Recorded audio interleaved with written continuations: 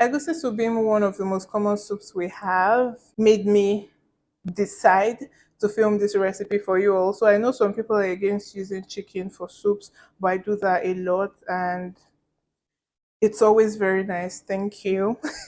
So you're going to enjoy this video because I used some things that people wouldn't normally use for the egusi soup, and I know you're going to love this video. It's the perfect egusi recipe for your guests this Christmas. So stay tuned.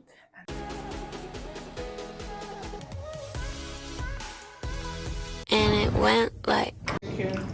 We're making this egusi soup with chicken. If you've been following my channel, you know I make almost all my meals with chicken. We're just going to spice with a bit of salt. This is broiler chicken and I like to spice it really well with a lot of chicken seasoning. First onion and lastly some pepper. So this is the egusi. I think this should be about a cup and a half. I honestly didn't measure it.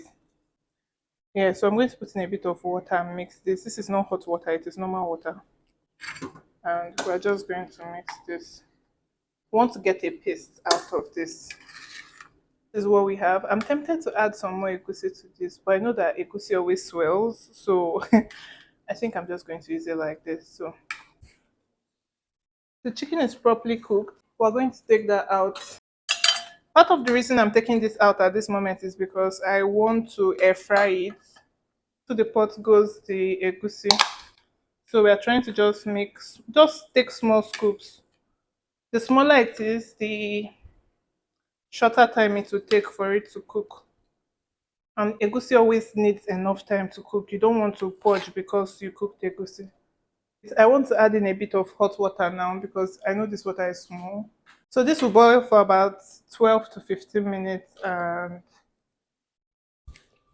so this is the chicken. It's going into the air fryer now.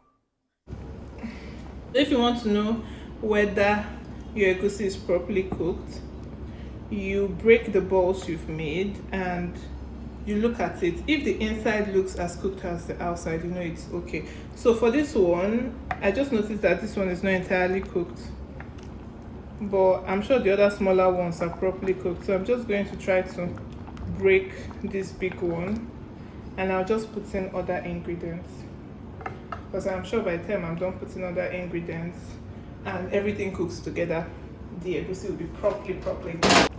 I think that the seasoning I added for the chicken should be enough for the soup. So I'm going to go in with crayfish, pepper, and of course palm oil. So after the palm oil goes in, I have roasted fish here. This is my favorite kind of fish to cook. Here I have Uziza leaves and scent leaf.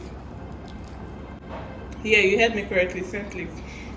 If you've not, you're missing. I don't do it all the time.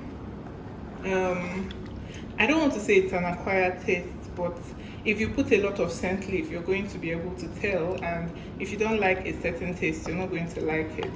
But I'm just going to use my spoon and try to break the egusi lumps.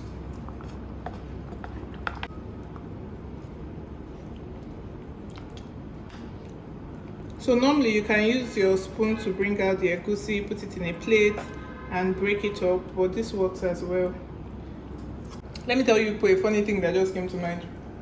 I just looked at this soup on camera and I realized it looked like the type of soup I used to cook as a child, like the fake cooking that we used to do, like the one where you use sand to cook outside and sand and tomato paste things. That's exactly what this looked like on the screen, but I promise this is gonna taste good because I don't know why it looks like this. You guys, I almost forgot to add my Okpeyi, but this is me putting it in now. Okpeyi is totally optional. I just like to make my egusi with it.